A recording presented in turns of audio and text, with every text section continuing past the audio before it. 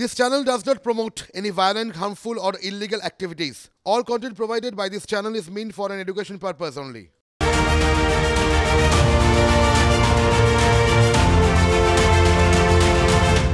নমস্কার, টিভি9 বাংলায় আপনাদের সকলকে স্বাগত। আপনাদের সঙ্গে রয়েছে আমি রুমেলা। শুরু করছি নিউজ এক্সপ্রেস। নিউজ এক্সপ্রেসের শুরুতেই নজরে ধর্ণা মঞ্চ। বক্তব্য রাখছেন মমতা বন্দ্যোপাধ্যায়। पूरी सरकार आ जाएगा तो हमको ये एजेंसी नहीं पकड़ाएगा, हम उसको 100, 200, 1000 जो चाहिए हम दे देता है। तारा ভোট দেয় ওদের, আর কেউ দেয় না, মনে রাখবেন।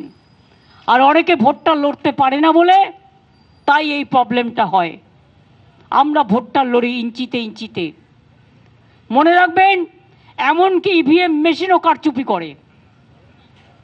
বুথে আপনি এজেন্ট দেবেন, তাকে 5 লাখ টাকা দিয়ে দিচ্ছে, দিয়ে বলছে তুমি কিন্তু ভোটের দিন বুথে কাউন্টিংয়ের দিন পালিয়ে যাবে।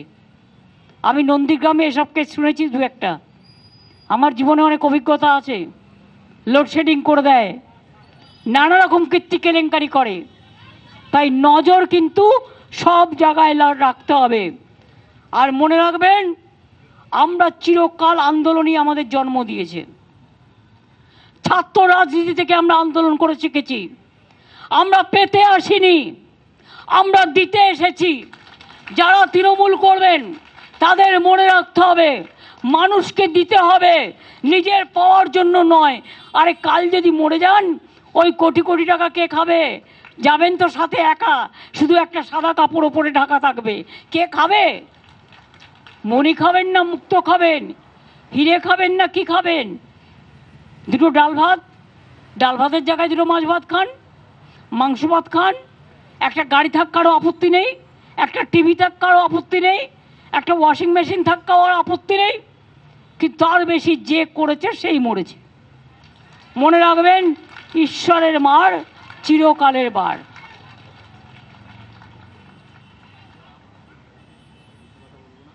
এবং আমি এখনো মনে করি, আমি গর্ব করে বলি, এই 13 বছর হচ্ছে, এখনো হয়নি, মেতে হবে। আমি 1 পয়সা মাইনে নিইনি গভর্নমেন্টের। আর আমি 1.5 লক্ষ টাকা করে পার্লামেন্টের পেনশন পাই। তার মানে মাসে মিনিমাম হলে 3 লক্ষ টাকা, কত হতো? কয়েক কোটি টাকা হতো। আমার নেওয়ার প্রয়োজন পড়ে না, কি লাগবে? আমি ঘরে শুয়ে মনে করি আমার তো একটা খাট আছে, আমার তো একটা পরিষ্কার চাদর আছে, আমার তো একটা বালিশ আছে, আমার তো একটা টিভি আছে। আর আমি যে ঘরে থাকি, আমি সেই ঘরেই ছোট্ট একটা টেবিলে, ওটাই আমার স্টাডি রুম, ওটাই আমার থাকার রুম, ওটাই আমার খাবার রুম, ওটাই আমার সব কিছু করার রুম। আমার তো কোনো অসুবিধা হয় না। আমাকে যদি 1000 বারও আপনারা বলেন 60 তলা বাড়িও আপনাকে দেবো, আলম বয়েই গেছে। আমার ওই বাড়িটাই আমার কাছে সুন্দর এবং ওটাই আমার সুইট হোম। তার কারণ মাটির সাথে যাদের যোগাযোগ, তারা মাটিটাকে ভালোবাসে। মাটিটাকে কখনো ভুলে যেতে নেই, মাটিটাকে মনে রাখতে হয়, মাটিটাকে জাগ্রত রাখতে হয়, মাটিটাকে অভিষিক্ত করতে হয়, মাটিটাকে আপ্লুত করতে হয়, মাটিটাকে সযত্নে রক্ষা করতে হয়। মা মাটি আর মানুষ কেন বলে জানেন? মা না থাকলে জন্ম হয় না। কৌশল্যা মা না থাকলে কোথার থেকে জন্মভূমি করতে? জন্মটা কোথার থেকে হতো? আমার আপত্তি নেই তোমরা একটা মন্দির করেছো বলে। কেউ 100 কোটি টাকা দিয়েছে, কেউ 10 কোটি দিয়েছে, কেউ 20 কোটি দিয়েছে, কেউ 20 কোটি দিয়েছে। তোমরা তো নানা রকমভাবে টাকা কালেকশন করো। কোভিডের সময় পিএম কেয়ারের নামে যে টাকা গেল, সে টাকাগুলো গেল কই? কোনো হিসেব নেই, কেউ বলছে না। যত ডিফেন্সের ডিল সব বিদেশে হয়ে গেছে। রাজীব গান্ধীকে বলতো বোফোর্স গান্ধী। আর কত ডিফেন্সের ডিল হয়েছে, আজ পর্যন্ত কারো কোয়েশ্চেন করার ক্ষমতা নেই। মহুয়া কোয়েশ্চেন করেছিল, তাই ওকে এক্সপেল করে দিয়েছিল। তৃণমূল কংগ্রেস একা পার্লামেন্টটাকে লড়ে থাকে। তাই আগামী দিন যদি দেশ বাঁচাতে হয়, মনে রাখবেন, তৃণমূল কংগ্রেসটাকে মানুষের প্রয়োজন, আর আমাদেরও মানুষকে প্রয়োজন। তাই মা মাটি মানুষের স্বার্থে আমাদের আন্দোলন চলছে এবং চলবে। যারা রাতে চলে যেতে চান চলে যাবেন, সকাল 10টার মধ্যে আবার চলে আসবেন, কারণ এগুলো পরিষ্কার করতে হবে। আমি এখানেই থাকবো পাশে, মানে কেউ এখানে থাকবে, কেউ পাশে থাকবে, কেউ বসে থাকবে, আমরা এখানেই আছি। আমি যেহেতু বলেছি আমি দুদিন থাকবো, আমি দুদিন করব। আমি দুদিন করার পর অরূপ কাগজটা কোথায়? আমি দুদিন করার পর আমাকে একদিনের জন্য দিল্লি যেতে হবে, রাজনীতির জন্য নয়। ওয়ান নেশন ওয়ান ইলেকশনের ব্যাপারে ওরা নাকি একটা এক্সপার্টস কমিটি করেছে, তারা আমাকে আমার ওপিনিয়ন জানাতে ডেকেছেন।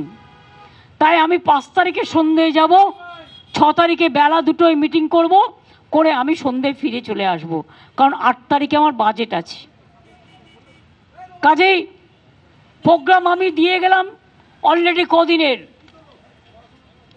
পরীক্ষার সময় আমি সবাইকে বলবো আমরা বক্স মাইক বাজাচ্ছি, তাও 1টার পর, 1টার আগে কোনো বক্স মাইকও বাজবে না।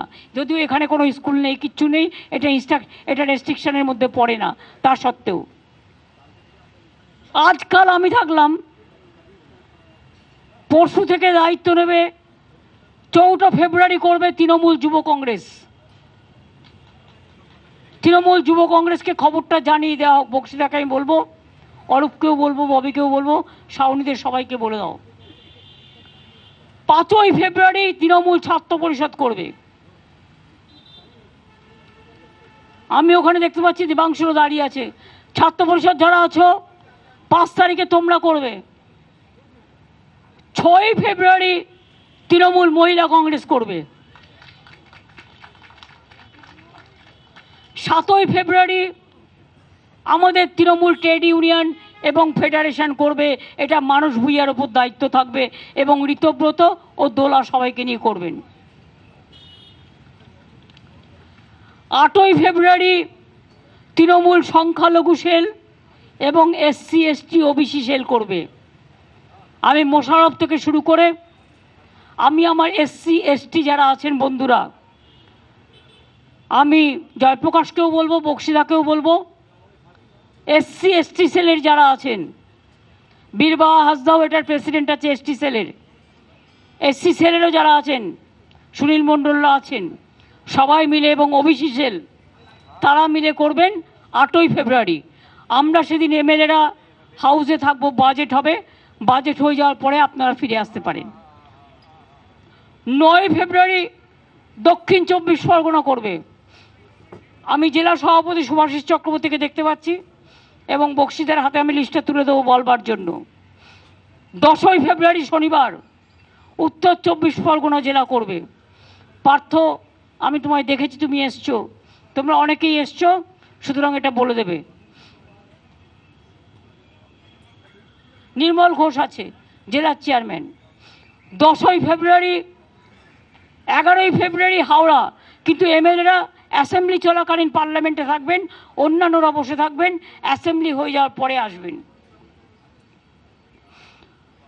তাহলে 10ই ফেব্রুয়ারি হচ্ছে উত্তর 24 পরগনা। 11ই ফেব্রুয়ারি রবিবার হচ্ছে হাওড়া।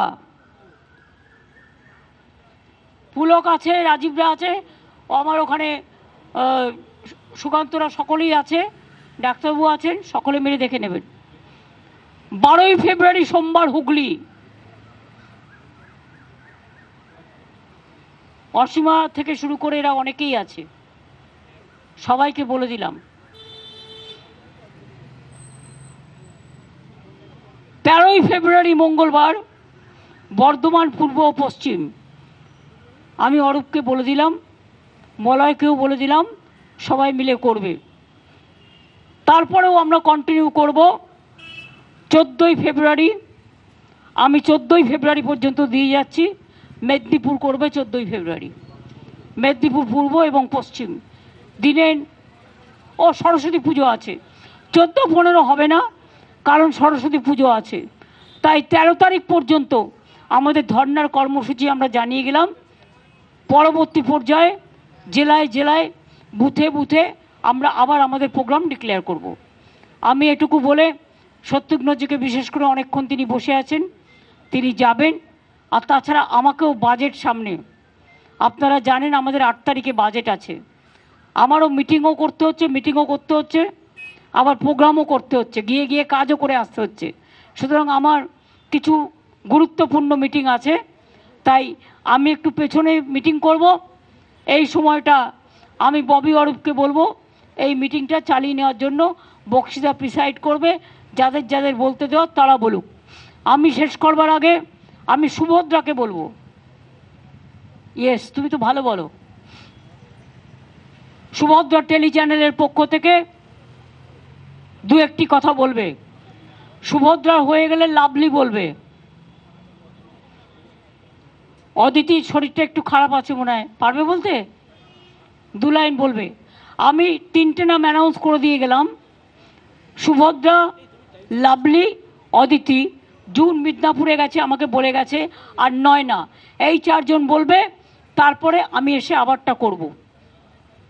নিউজ এক্সপ্রেসে এবার ডিটেল খবরের দিকে নজর রাখবো। আপনাদের সঙ্গে রয়েছে আমি রুমেলা। ক্যাগের রিপোর্ট নিয়ে প্রধানমন্ত্রীকে চিঠি মুখ্যমন্ত্রীর। মমতার দাবি সব হিসেব দেওয়া হয়েছে। নাম না করে বিজেপিকে তোপ দেখে মমতার অভিযোগ ওরা বড় মিথ্যেবাদী। 2003-এর ঘটনা নিয়ে কেন অভিষেককে চিঠি দেওয়া হয়েছে তা নিয়ে প্রশ্ন তোলেন মমতা।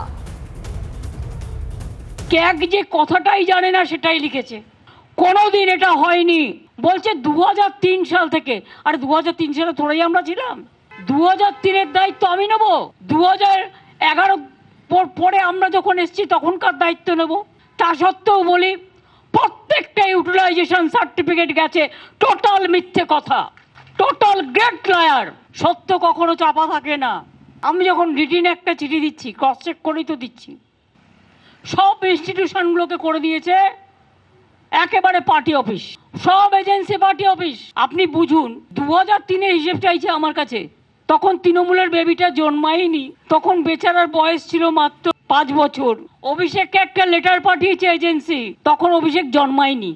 দারুণ, ফাটাফাটি, সুপার কেস। বাজেট নিয়ে কেন্দ্রকে চড়া সুরে আক্রমণ মমতা বন্দ্যোপাধ্যায়। ধর্ণা মঞ্চ থেকে তৃণমূল নেত্রীর হুঁশিয়ারি, এটাই বিজেপির অন্তিম বাজেট। মমতার অভিযোগ, এই মধ্যবিত্তের বাজেট নয়, কৃষক গরিবদের জন্য কিছুই তো নেই। এই বাজেটটা only the pain to the poor people। গরিব লোকেদের জন্য একটা পয়সা খরচ করেনি। চাষিদের জন্য কিচ্ছু নেই। ওরা নাকি সব করবে আফটার 25 বছর, আফটার 50 বছর, আফটার 100 বছর। তো 25 বছর পরে যদি করতে হয় তাহলে 2024-এ বাজেট করার দরকার নেই। তো আজকে কি লোকে কাঁচা কলা খাবে? রাহুলের ন্যায় যাত্রায় বীরভূমের সংঘাতের পরিস্থিতি। পুলিশের অনুমতি ছাড়াই রোড শোয়ে বেরোলেন রাহুল। আজ রাহুলের রোড শোয়ে অনুমতি দেয়নি পুলিশ। হাত নাড়িয়ে জনসংযোগেও নিষেধ করা হয় রাহুলকে। মাধ্যমিকের জন্য রাহুলের রোড শোয়ের অনুমতি দেয়নি প্রশাসন। বারবার কেন বাধার মুখে পড়তে হবে বিরোধীদের কর্মসূচিতে কেন অতি সক্রিয় পুলিশ? তবে কি সরাসরি সংঘাতের পথে প্রশাসন? অধীর চৌধুরী ক্ষোভ উগরে দিলেও তৃণমূলের সুর নরম জয়রাম রমেশের। এড়িয়ে গেলেন সাংবাদিকদের প্রশ্ন। ভারত জোড়ো যাত্রায় কোথাও আমরা মাইক ব্যবহার করিনি। ইভেন কালকে রাহুল গান্ধী সন্ধ্যেবেলায় যদি পরীক্ষার্থীদের অসুবিধা হয় তার জন্য তিনি কোনো বক্তব্যও রাখলেন না। আমরা তো কোনো মাইক বাজাচ্ছি না, আমরা কোনো ঢোল ঢাল ব্যান্ড পার্টি তো বাজাচ্ছি না, আমরা কোথাও কোনো মাইক বাজায়ও নি। কিন্তু বড় অদ্ভুত ব্যাপার যে একটা কেন যে এইভাবে আমরা বাধা পাচ্ছি আমি জানি না। পরীক্ষার ব্যাপারে আমরা সচেতন। তা রাহুল গান্ধী যে যাবে, একটু লোক যদি হাত দেখায়, হাতও দেখাতে পারবে না, কি করতে যাবে তাহলে? আচ্ছা, তাও করবো না আমরা। কিন্তু রাহুল গান্ধীর সঙ্গে কি 2টো গাড়ি যেতে পারে? রাহুল গান্ধী যে মাপের নেতা, 2-3টে গাড়ির মধ্যে কি সীমাবদ্ধ থাকতে পারে বলুন তো আপনারা? রেসপন্স খুব ভালো বলে যেমন বিজেপি ভয় পেয়েছে, তেমন তৃণমূলও ভয় পেয়েছে। 9:45-এ পরীক্ষা শুরু হয়ে গেল, তারপর তো রাস্তায় কোনো পরীক্ষার্থী নেই, তারা তো স্কুলের মধ্যে। যাত্রাপথে খুব একটা স্কুল আছে তাও তো না। তাহলে আসলে বিজেপি যেভাবে এই ভারত জোড়ো ন্যায়যাত্রাকে ভয় পেয়ে বিরোধিতা করছে, তৃণমূলও ভারত জোড়ো ন্যায়যাত্রাকে ভয় পেয়ে বিরোধিতা করছে। বিজেপির সুরেই তৃণমূলের সুর। রাহুল গান্ধীর ন্যায়যাত্রা নিয়ে তীব্র কটাক্ষ তৃণমূলের। ন্যায়যাত্রাকে অন্যায় যাত্রা বলে বিদ্রুপ করলেন লোকসভার তৃণমূলের দলনেতা সুদীপ বন্দ্যোপাধ্যায়। রাহুল গান্ধী যে ন্যায়যাত্রাটা করছিল পশ্চিমবাংলায় প্রবেশের সময়, তার উচিত ছিল মমতা ব্যানার্জির সঙ্গে কথা বলে পশ্চিমবাংলায় যাওয়া। এটা খুব সাধারণ ব্যাপার। যেটা করেননি সেটা ন্যায় যাত্রার অন্যায় যাত্রা হয়ে গিয়েছে। রাহুল গান্ধীর কনভয় থাকা অ্যাম্বুলেন্স সহ 3টি গাড়ির চালকের বিরুদ্ধে বেপরোয়া গাড়ি চালানোর অভিযোগ। ক্ষতিগ্রস্ত রাজ্য পুলিশের গাড়ি, আটক 2 জন। মুরারইয়ের রাজগ্রামে উত্তেজনা, এলাকায় বিশাল পুলিশ বাহিনী।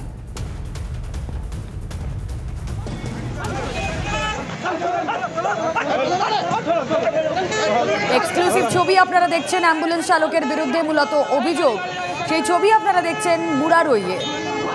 রাহুল গান্ধীর কনভয় থাকা অ্যাম্বুলেন্স সহ 3টি গাড়ির চালকের বিরুদ্ধে বেপরোয়া গাড়ি চালানোর অভিযোগ। ক্ষতিগ্রস্ত রাজ্য পুলিশের গাড়ি, 2 জনকে ইতিমধ্যেই আটক করা হয়েছে। রাজগ্রামের ছবি আপনারা দেখছেন মুরারইয়ে, সেখানে উত্তেজনা।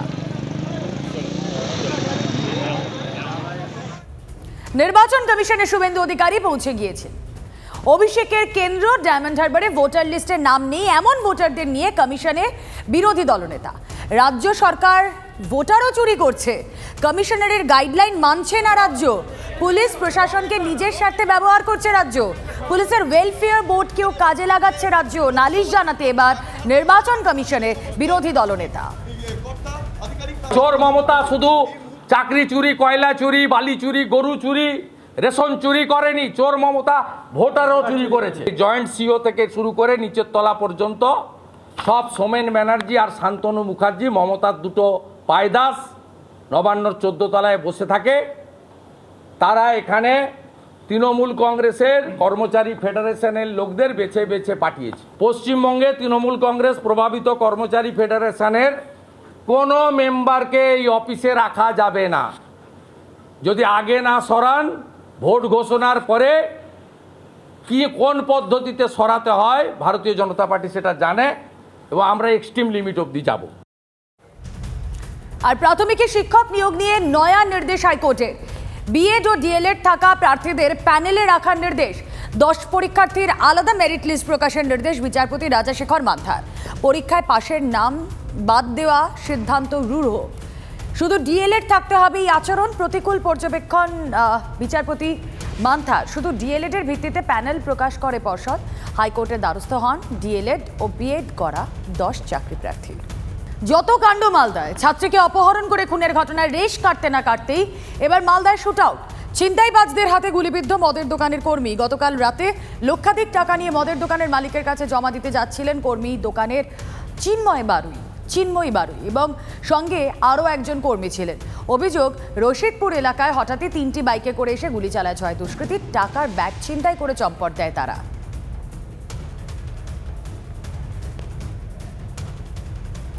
ফিরে এলো ভারতের সবচেয়ে বড় এক্সিবিশন ও কার্নিভাল।